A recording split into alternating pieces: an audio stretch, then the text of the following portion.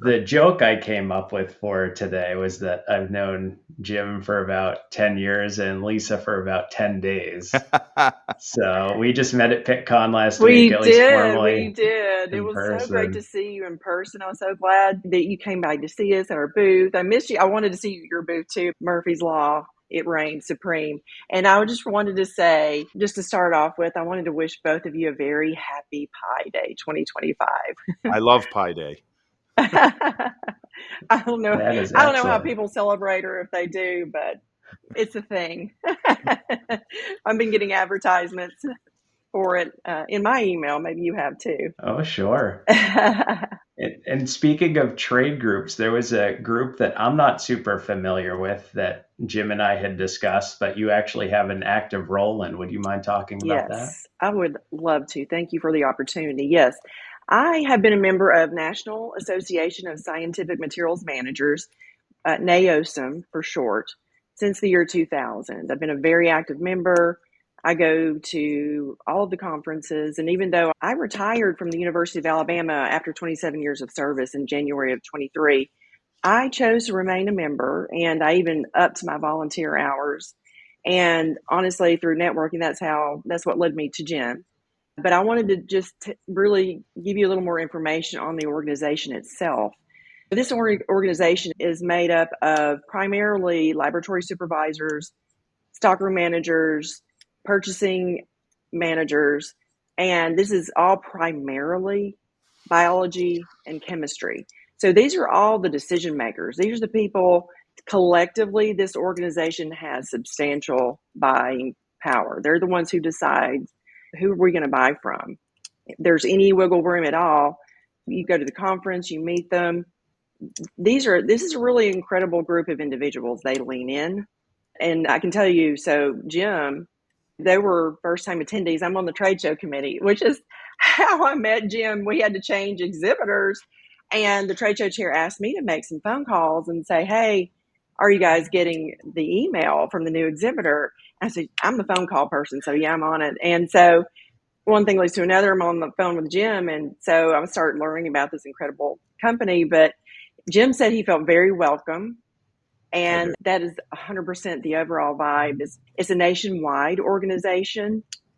And I would just want to say there's a really useful component this year round besides just the yearly conference. So the people you actually see at the conference are the tip of the iceberg. And it's really, of course, that's what your goal would be as a vendor, is to make friends and make connections and network with the people who are in attendance. But by and large, I have seen over the years the people who attend conferences, and then we have this very active listserv because there are things that happen on a daily basis that are very unique to that space in academia. And sometimes you can feel a little bit alone, but not so with this organization. All you have to do is get on there, type a question, you get so many answers. And if there's a matter of finding a vendor, those people who attend the conferences quite often champion and promote their favorite vendors, the ones that they have networked with. Yeah, that's pretty much my plug for them. Great. we do have a conference in Richmond, Virginia this year in July, and that's where all the cool kids are going to be. Jim and I are going to be there. Come see us. That's awesome. I appreciate you informing me and the audience about it. 2 points I would make quickly. Yeah. One, trade group. It's interesting that there's not a whole lot of overlap in some of these groups that I think should know a whole lot more about each Yeah, other. true. Oh, Like one I've been involved with a lot is the sales and marketing professionals in science, which is a very cool group I've because never heard of it. You're correct. Sales and what now? sales and marketing professionals in science, it's a great group because there's a great educational component Okay. discussing sales and marketing topics that are geared towards professionals in our industry. And certainly science is greater than chemistry. And certainly we're focused on, in some ways, even a smaller group of applications, I would say, Okay. specifically our two companies in terms of what we're focused on. But Okay. it is checking out. I'm going to have to look at that, David. And I did want to say, since you brought that up, I did miss part of it. I'm I'm on the trade show committee, so I think about the trade show a lot. But there's an educational portion to the conference as well, and people can get continuing education credits and all that kind of thing. So anyway, so there's that. So they have a lot to offer, but I'm definitely going to look that other group up. Thank you for letting me know. That sounds great. Yeah, absolutely.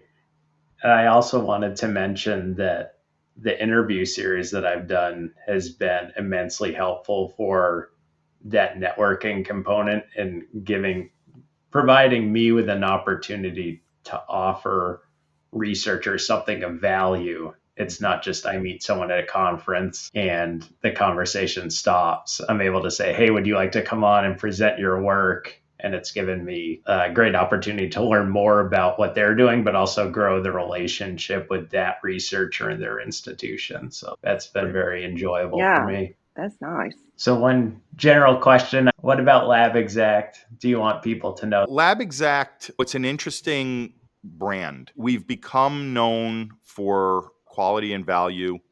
Right. And it really is synonymous with the highest demand products used in the lab.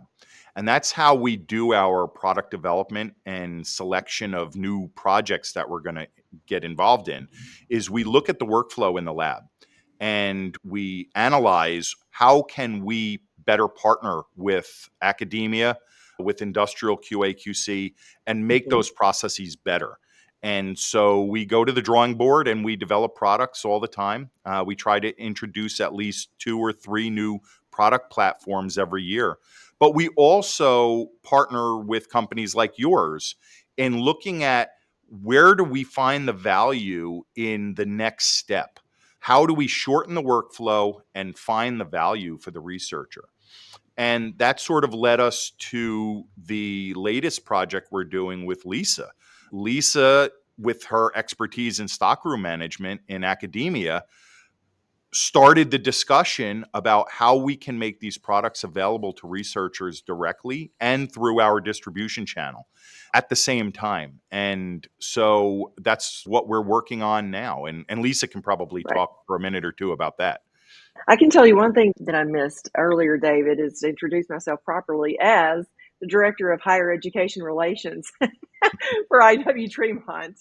So I'm here to represent the LabExact brand to academia. That's my primary mission. I've been doing a few other little things here and there, which I find really interesting, like, for example, this podcast. Actually, just if I can get people interested in NAOSMM, and it's just all a win. But yeah, I can really appreciate the fact that we have this American manufacturer there situated in New Jersey. They make a quality product and they keep it on hand, and the stuff that's used every day, all the time. And I'm sure you can well imagine working in academia and you have all these people from all different walks of life. And then particularly, I'm sorry, I don't mean to pick on anyone, but the graduate students, sometimes they don't plan ahead. And if it were something in Jim's wheelhouse on the LabExact line, I can have it the next day. In a lot of cases, it just depends. That might be a rush shipping situation. I don't encourage it, but it's nice to have that, having an American made product, and for me personally, I like the thought of doing business with a family owned company. All of that is a point of pride to me, and they're giving other Americans jobs and all of that kind of stuff. So I have really enjoyed getting to know this company, and it's a great.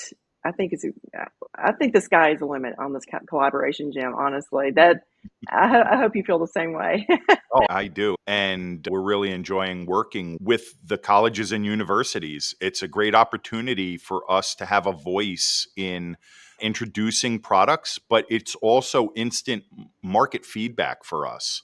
So, as the executive of this corporation, what I really value is the insight and input that we get from the researchers firsthand who tell us, I use this product, but it could be better this way, or I'm finding a shortfall in the market because I don't have a device that does X, whatever I need. Right. And one of the other things that's important to us is just overall product availability. So we've got 150 distributors in North America alone that carry our product. And that's important because that covers almost all of the colleges and universities out there who could need products. But then in addition to that, we've introduced our own e-com platform, which makes the product available directly. And one of the interesting challenges that we've heard at the university level is that there's perhaps one large distributor who has a stockroom management contract, and they don't necessarily have all the products that the faculty and the researcher needs. And so it was important for us to have the ability to communicate directly with those people. So it's Yeah. as easy as jumping on our site and ordering something and getting it in a day or two later. And it's that simple. Plus, I think we have a higher level of technical data. Researchers, they are fiercely right. independent workers who are forced to collaborate. And we understand that fact and we collaborate with them. So if you look at the hours that our websites are accessed, it always amazes me that work is being done around the clock. It is. And I just imagine Trust me. myself in the place where there's a dimly Constant. lit lab somewhere with a researcher sitting looking at pictures of syringe filters, frustrated that they can't find what they're looking for. And I just like to be that beacon of light that they can find what they need. Absolutely. Yeah, I'm going to tell you where I worked. You drive by that parking lot almost any time, day or night, 365 days a year. There are cars there. There are cars there because there are people in the building working. Do you want to get into what is some of the best practices in an academic environment for sourcing the supplies that these researchers need? That's going to depend from institution to institution. And that's something that I've learned, honestly, from my association with NAOSMM. The thing is, it varies so much between there are rules from institution to institution. And we had really strict state contract rules. So the expectation was for me to stick with whoever had the large contract with, largely. But as Jim pointed out, they're not going to have everything. So then you have that gray area where they're not going to necessarily have everything. And the other thing that, you had asked before, what did we miss? So customization, IW Tremont, they're able to customize. So that's another thing. When you're dealing with people who are innovators, I know at the University of Alabama, I can tell you we have a genius glassblower, scientific glassblower, and they kept him busy all the time making things that you just can't buy anywhere else. But Tremont has that capability of working with innovators and customizing things. And so when you have that, for me, that's a really good fallback to have to partner with a company like that. So a lot of times it's going to be very situational. As far as best practices, as I say, it's going to be situational. There could be situations where the graduate students are carrying on with their RA duties and they find that they need something and it's not available from one of the big companies.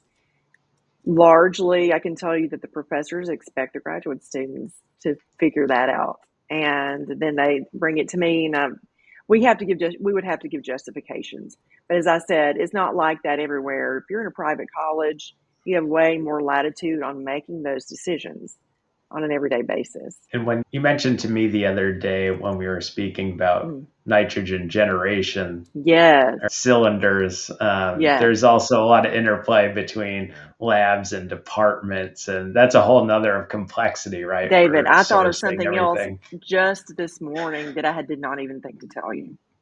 So you were talking about the pluses and minuses. David has a 10-minute video out there. And forgive me, I don't remember the name of it. I saw it on LinkedIn and I watched it. And he lists the pluses and minuses of having compressed nitrogen cylinders versus a nitrogen generator in the lab.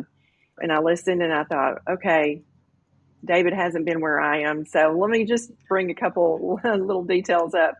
So it's everything, as I said, and I learned this from NAOSMM, but even at the University of Alabama, the practices can vary from the department to department. So the Department of Chemistry did not pay for either the product or the cylinder rental on any of the compressed cylinders.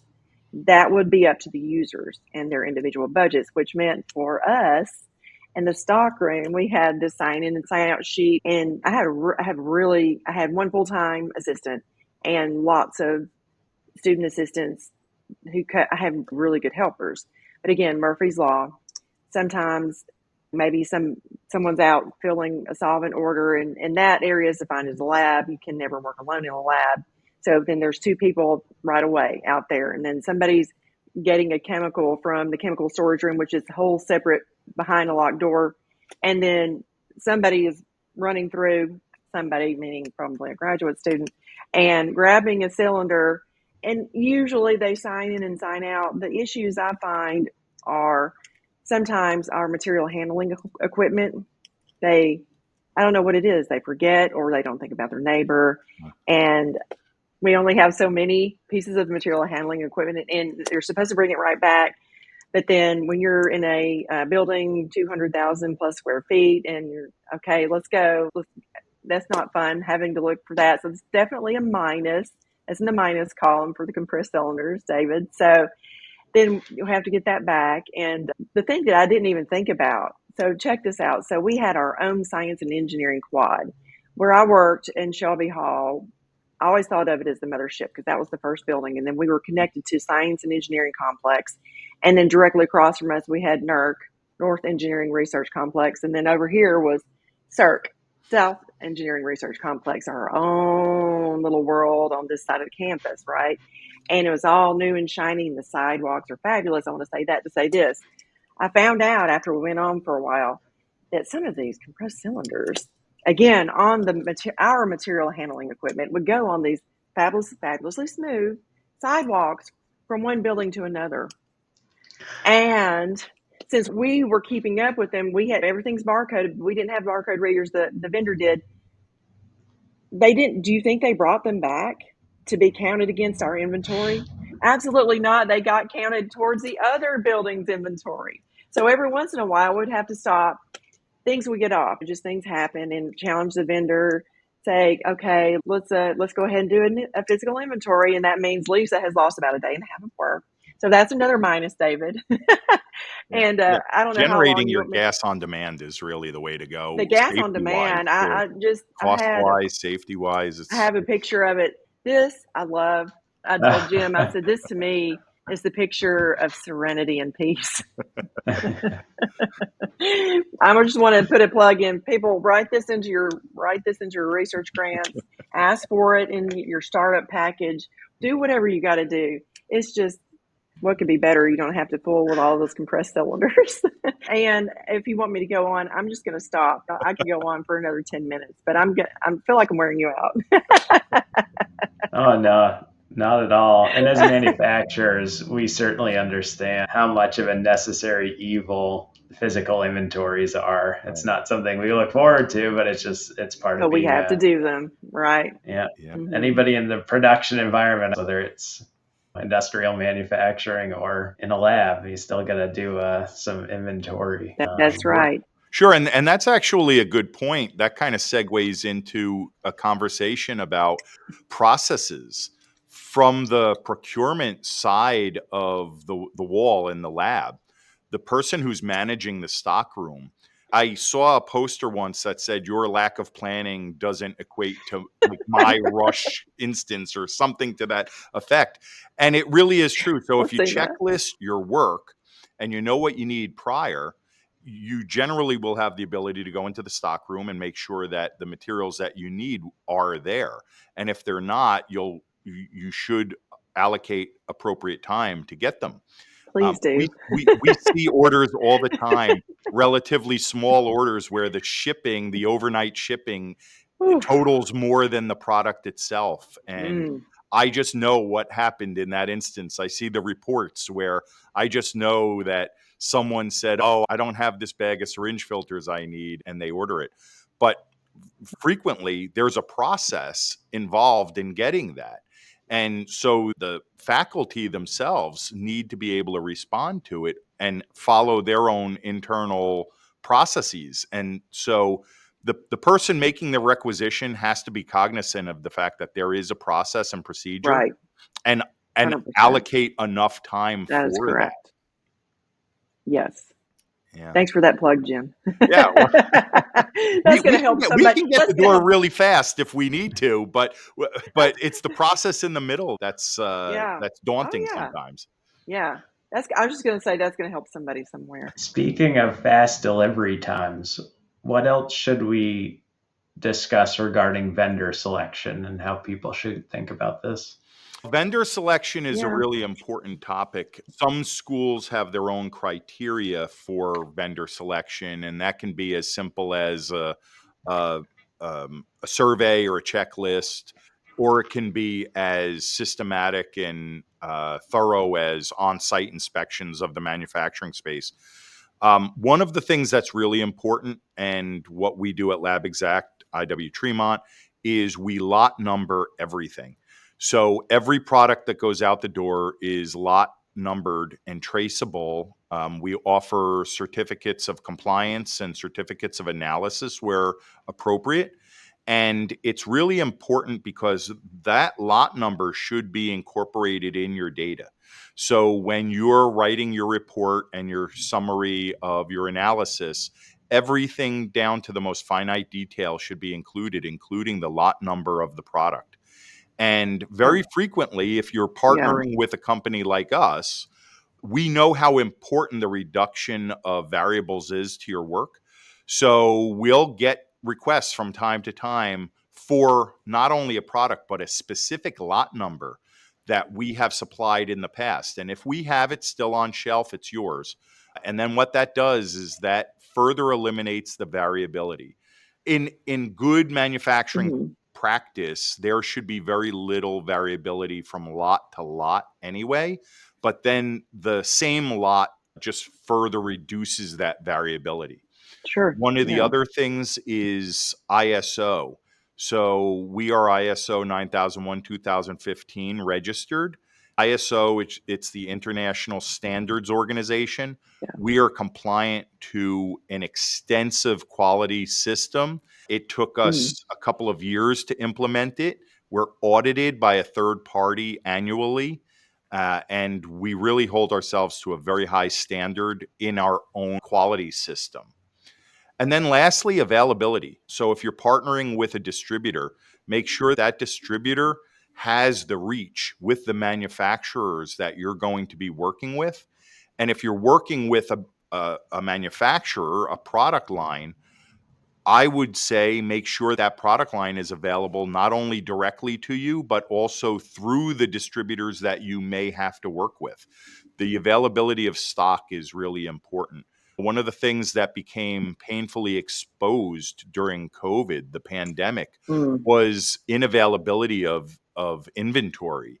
And it really exposed the issue of inventory on hand.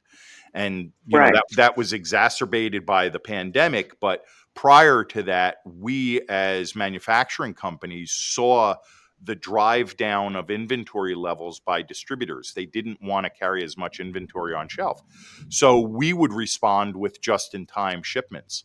And so that worked really well when all factors were great. But you throw a tricky pandemic at it, and all of a sudden things don't work as well.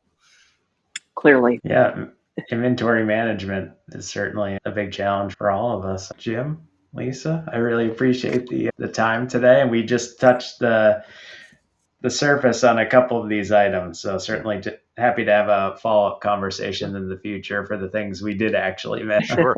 Yep. Thank you for the time. Thank you very of course. much. And happy Pi Day. Absolutely.